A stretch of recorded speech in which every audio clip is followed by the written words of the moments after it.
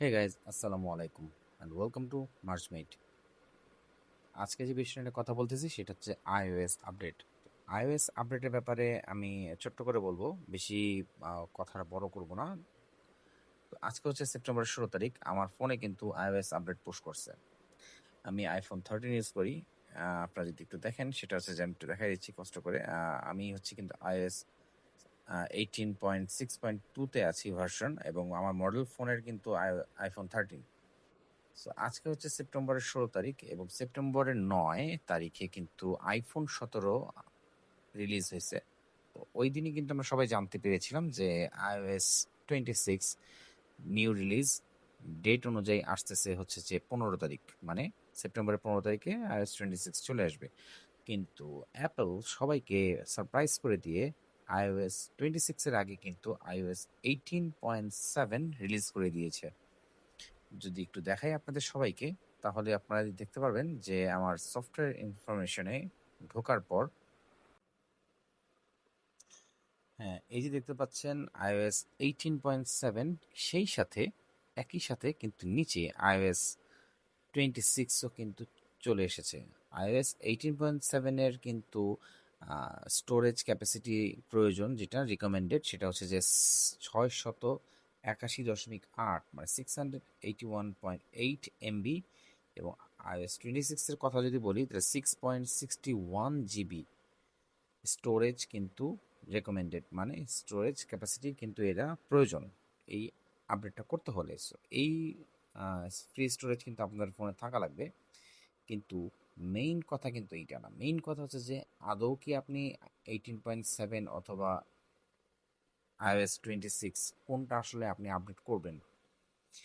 দুইটা আপডেট একসাথে আসাতে কিন্তু অনেকেই কনফিউজ থাকবেন যে আসলে আমি আপডেটটা করব কোনটা, 18.7 আগে করব, তারপর 26 করব, নাকি সরাসরি 26-এ আপডেট করব।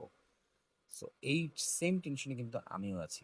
তো সকলকে একটা কথা আমি বলে দিতে চাই, আইফোনের বা অ্যাপল কোম্পানির ধারা যে আপডেটগুলো আমরা পাই আইফোনে, সেটা iOS 18 হোক, 16 হোক, 15 হোক, যতগুলো আপডেট এই পর্যন্ত আমরা পেয়েছি, সবগুলোতে কিন্তু ছোট ছোট মাইনর প্রবলেম পেয়েছি আমরা। আমরা যদি একটু 18.7-এর ইয়েটা পড়ি, ডিসক্রিপশনটা পড়ি, সেখানে কিন্তু লেখাই আছে যে this update provides important bug fixes and security updates and is recommended for all users. That means 18.6-এ ওরা হয়তো মাইনর কিছু বাগ পেয়েছিল, সেটাই কিন্তু ফিক্স করার জন্য 18.7 আপডেটটা নিয়ে এসেছে। আর iOS 26-এর যদি ডিসক্রিপশনটা পড়ি, সেখানে কিন্তু লেখা আছে iOS 26 brings a new design, intelligent experience, improvements, apps you rely on every day, new design, liquid glass brings।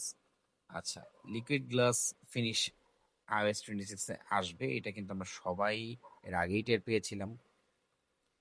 কিন্তু এখন তার মানে এটাতে বোঝা যায় যে এখানে বাগের ব্যাপারে কিন্তু কোনো কিছু লেখে নাই। দ্যাট মিনস বাগ ফিক্স করতে হলে আপনার 18.7 আগে আপ দিতে হবে, এবং পরবর্তীতে iOS 26 দিতে হবে। সিস্টেমটা কিন্তু এইভাবেই ধাপে ধাপে, যদি আপনারা কেউ এগিয়ে যেতে চান সেভাবে কিন্তু এভাবেই আসতে হবে। আদারওয়াইজ আপনারা অনেকেই চাইলে কিন্তু সরাসরি 26 আপডেট করতে চান, তো করে দিতে পারেন। কিন্তু আমি বলবো একটু অপেক্ষা করেন, তাড়াহুড়ার বিষয়টা কিন্তু কখনোই ভালো হয় না। সো একটু অপেক্ষা করবেন, কারণ আগে দেখেন বাকি যারা অনেকে আছেন তারা আপডেটটা করে নেক। আপনি যদি ইউটিউবে সার্চ করেন যে আসলে iOS 26 আগে আপডেট করবেন নাকি 18.7টা আগে আপডেট করবেন, এই বিষয়ে কিন্তু যতগুলো ভিডিও এই পর্যন্ত আপলোড হয়েছে সবগুলো কিন্তু 3 ঘন্টা 4 ঘন্টার বেশি কিন্তু হয় নাই। মানে একদিনের বেশি কিন্তু আপনি কোনো ভিডিও পাবেন না, কারণ আপডেট আসছেই হচ্ছে আজ রাতে। সো সকলকে আমি বলবো যে একটু অপেক্ষা করেন, 2-3টা দিন সময় যাক, কারণ আইফোন কিন্তু তাদের কোনো আপডেটই কিন্তু পারফেক্টলি করে না। প্রত্যেকটা আপডেটে কিন্তু মাইনর কিছু বাগ থাকে, কিছু গ্লিচ থাকে। এই বাগ এবং গ্লিচগুলো কিন্তু তারা আসলে পুরোপুরিভাবে ঠিক করে 1 বা 2 দিন বা 3 দিনের ভেতর বা 1 সপ্তাহের ভেতরে কিন্তু তারা নতুন একটি আপডেট নিয়ে আসে, যেটা হয়তো থাকবে, আমরা দেখতে পাবো 26.1 বা 26.1.1 বা 0.1, সামথিং লাইক দ্যাট। সো ওই আপডেটটা পর্যন্ত ওয়েট করুন, দেখুন ওরা প্রত্যেকটা বাগ, প্রত্যেকটা গ্লিচ ঠিক করে একটা পারফেক্ট একটা আপডেট নিয়ে আসুক, তারপর আপনি সেই আপডেটটা করে নেন। এটা আপনার জন্য বেটার হবে।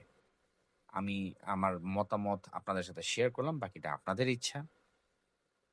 আর যারা আমার মতো আইফোন 13-এ আছেন, তারা কিন্তু এক্সট্রা একটু ভয়ই থাকেন, কারণ হচ্ছে যে আমাদের প্রত্যেকটা আপডেটই কিন্তু আমাদের মনের মধ্যে ভয় কাজ করে যে আসলে এই কি গ্রিন স্ক্রিন হয়ে গেল কিনা বা হোয়াইট স্ক্রিন হয়ে গেল কিনা, ডিসপ্লে চলে গেল কিনা বা গ্রিন লাইন আসলো কিনা।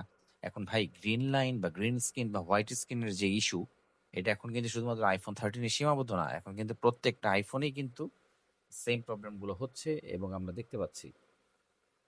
তাই শুধু iPhone 13 ইউজার্স না, সকল আইফোন ইউজারকেই বলবো, যারা আমরা বাংলাদেশি আছি, যারা আমাদের আইফোনের পিছনে আমাদের অনেক রক্ত ঘাম পরিশ্রম কাজ করে, তো তাদের সকলকেই বলবো যে একটু ওয়েট করেন, 2-3টা দিন যাক, সকলে আপডেটটা দিয়ে নিক, আপডেটের ব্যাপারে একদম পূর্ণাঙ্গ একটা ধারণা সবার মাথায় চলে আসুক যে আপডেটে আদৌ কোনো সমস্যা আছে কি না।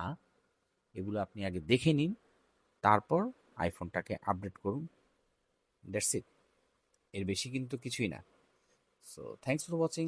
আপনি যদি এই পর্যন্ত ভিডিওটা দেখে থাকেন, তাহলে অবশ্যই আমি আপনাকে বলবো যে একটা লাইক, একটা কমেন্ট করে যেতে পারেন যে আপনাদের কোনো মতামত থাকলে।